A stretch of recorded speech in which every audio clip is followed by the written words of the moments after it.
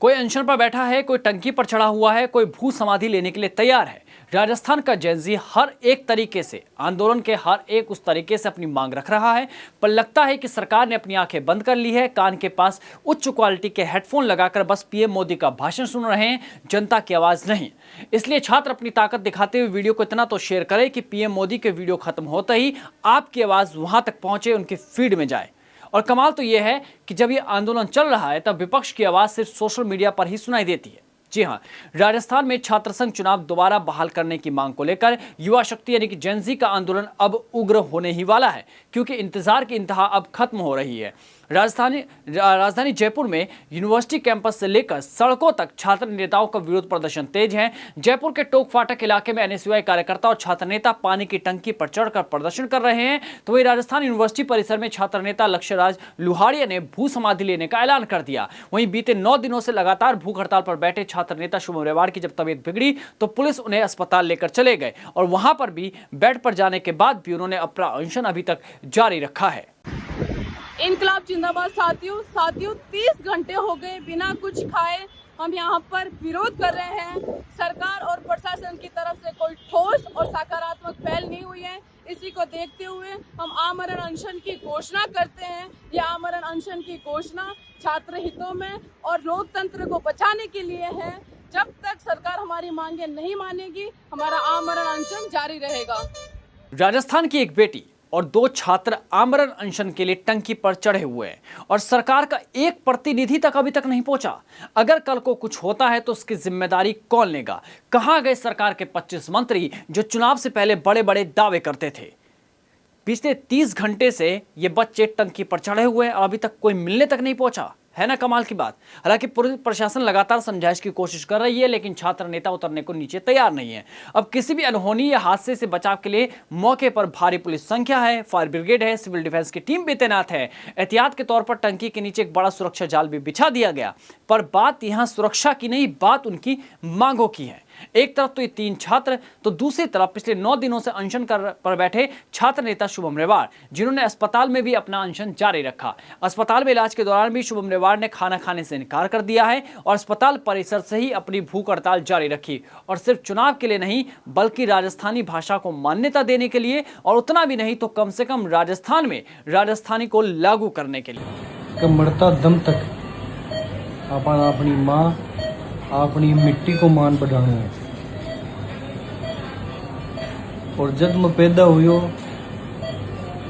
तुम्हारी माँ मना हमारी बोली अपनी यहाँ भाषा दी।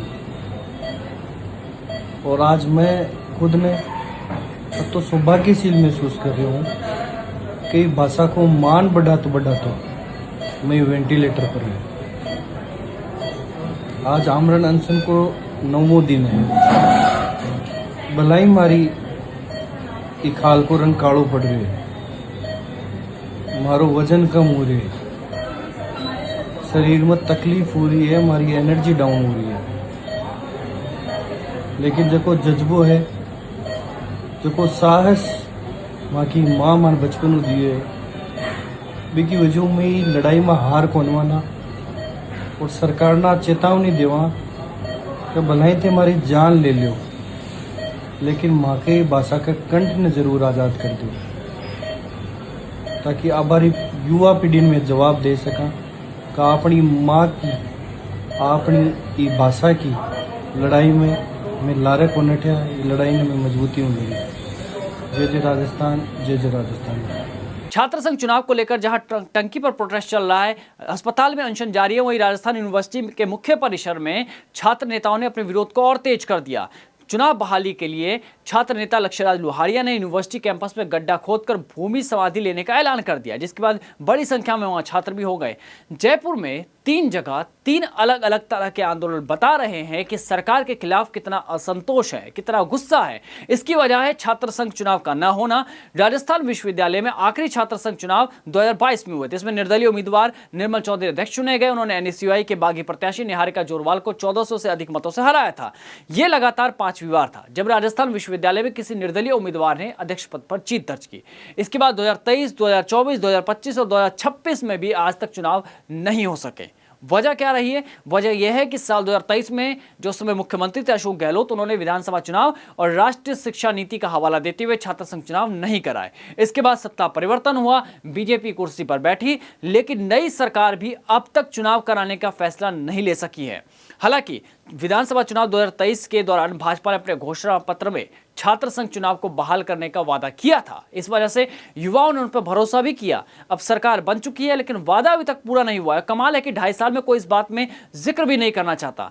2025 में राज्य सरकार ने राजस्थान हाईकोर्ट में दाखिल हलफनामे में राष्ट्रीय शिक्षा नीति का हवाला देते हुए कहा कि शैक्षणिक सत्र शुरू होने के 8 सप्ताह के भीतर चुनाव कराना आवश्यक है। वहीं वर्ष 2026 में जुलाई से नया शैक्षणिक सत्र शुरू हो चुका है, लेकिन सरकार ने अब तक छात्र संघ चुनाव कराने को लेकर कोई औपचारिक निर्णय नहीं लिया। मजेदार बात तो यह है कि पूर्व मुख्यमंत्री अशोक गहलोत हो, राष्ट्रीय लोकतांत्रिक पार्टी के कद्दावर नेता हनुमान बेनीवाल हो, वरिष्ठ भाजपा नेता राजेंद्र राठौड़ हो, राजपाल सिंह शेखावत हो, रघु शर्मा हो, अशोक लाहौटी हो, महेंद्र चौधरी हो या फिर विधायक रविंदर सिंह भाटी जैसे नेता हो, ये सब राजनीतिक या छात्र राजनीति से ही इनकी राजनीति शुरू हुई है। तो सवाल ये कि 57 साल की विरासत पर 4 साल का ब्रेक आखिर कब खत्म होगा? आपको जानकारी के लिए बता दें कि राजस्थान में छात्र राजनीति का औपचारिक अध्याय जो था वो 1967 में शुरू हुआ राजस्थान विश्वविद्यालय के छात्र संघ चुनाव से। इसके बाद जयनारायण व्यास विश्वविद्यालय, मोहनलाल सुखाड़िया विश्वविद्यालय, महर्षि दयानंद सरस्वती विश्वविद्यालय, कोटा विश्वविद्यालय, महाराजा गंगा सिंह विश्वविद्यालय समेत प्रदेश के तमाम विश्वविद्यालयों में नियमित रूप से छात्र संघ चुनाव होने लगे। लेकिन पिछले 4 साल से सब बंद है, जगह जगह आंदोलन हो रहे हैं और पिछले 2.5 साल में सरकार ऐसा लगता है कि कुछ सुनने को तैयार ही नहीं। हालांकि उन्हीं का वादा था कि छात्र संघ चुनाव को बहाल किया जाएगा।